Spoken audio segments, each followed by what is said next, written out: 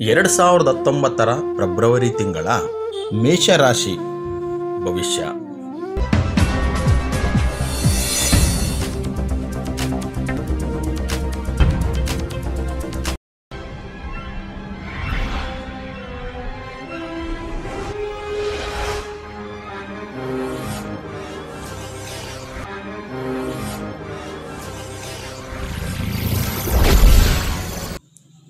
ಈ ಫೆಬ್ರವರಿ ತಿಂಗಳಲ್ಲಿ ಕೀರ್ತಿ ಲಭಿಸುವುದು, ಅವಶ್ಯಕ ವಸ್ತುಗಳಿಂದ ಸಂತೋಷವೂ ಇದೆ. ರೋಗ ನಿವಾರಣೆ ಆಗುವುದು, ಪ್ರಯತ್ನಿಸಿದ ಕಾರ್ಯದಲ್ಲಿ ಜಯ ಕಾಣುವಿರಿ. ಶತ್ರುಗಳು ದೂರ ಸರಿಯುವರು. ಗೃಹದಲ್ಲಿ ಸಂತೋಷದ ವಾತಾವರಣ ಮೂಡುವುದು. ಭೋಗ ವಸ್ತುಗಳಿಂದ ಲಾಭವಿದೆ. ವಾಹನ ಚಾಲಕರು ಎಚ್ಚರಿಕೆಯಿಂದ ವಾಹನ ನಡೆಸಿದರೆ ಉತ್ತಮ. ರಕ್ತಕ್ಕೆ ಸಂಬಂಧಿಸಿದ ಕಾಯಿಲೆಯವರು ವೈದ್ಯರ ಸಲಹೆ ಪಡೆಯಿರಿ. ಕೋಪವನ್ನು ಕಡಿಮೆ ಮಾಡಿಕೊಳ್ಳಿ.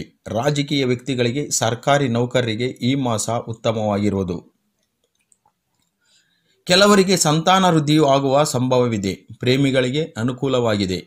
ಭೋಗ ವಸ್ತು ವ್ಯಾಪಾರಿಗಳಿಗೆ, ಸಿನಿಮಾ ನಟ ನಟಿಯರಿಗೆ, ಕಲಾವಿದರಿಗೆ ಲಾಭದಾಯಕವಾಗಿರುವುದು. ವಿದ್ಯಾರ್ಥಿಗಳು ಓದಿನಲ್ಲಿ ಪ್ರಗತಿ ಸಾಧಿಸುವರು.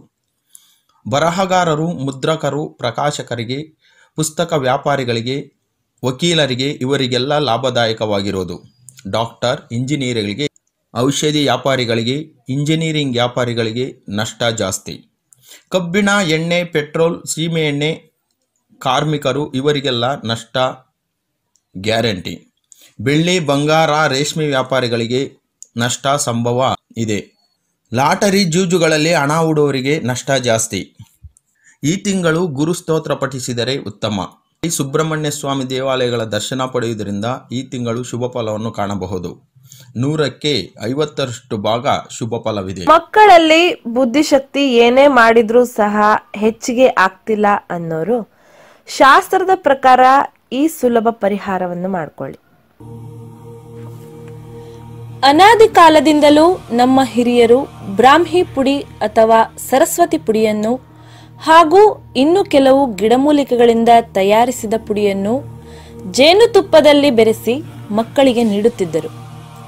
ಇದು ತುಂಬಾ ಪುರಾತನ ರಾಜಮನೆತನಗಳ ಪದ್ಧತಿಯಾಗಿದ್ದು, ಈ ರೀತಿ ಮಾಡುವುದರಿಂದ ಮಕ್ಕಳಲ್ಲಿ ಜ್ಞಾಪಕ ಶಕ್ತಿ ದಿನೇ ದಿನೇ ವೃದ್ಧಿಯಾಗುವುದರಲ್ಲಿ ಎರಡು ಮಾತಿಲ್ಲ. ಈ ರೀತಿಯ ಆಯುರ್ವೇದ ಔಷಧ ಬಳಸುವುದರಿಂದ ಬುದ್ಧಿ ಚುರುಕಾಗುತ್ತದೆ. ಶೀತ, ನೆಗಡಿ, ಕೆಮ್ಮು ಎಂದು ಕಾಡುವುದಿಲ್ಲ. ಮಕ್ಕಳಲ್ಲಿ ಹಸಿವೆಯನ್ನು ಹೆಚ್ಚಿಸುತ್ತದೆ. ದೇಹದಲ್ಲಿ ರಕ್ತ ಸಂಚಾರವನ್ನು ಸುಲಲಿತಗೊಳಿಸಿ ಮಕ್ಕಳಲ್ಲಿ ಇರುವ ಆಲಸ್ಯತನವನ್ನು ನಿವಾರಿಸುತ್ತದೆ. ಅಷ್ಟೇ ಅಲ್ಲದೆ ಕೆಲವು ಮಕ್ಕಳಿಗೆ ಇರುವ ಮಾತು ತೊದಲುವಿಕೆಯನ್ನು ತೆಗೆದುಹಾಕುತ್ತದೆ.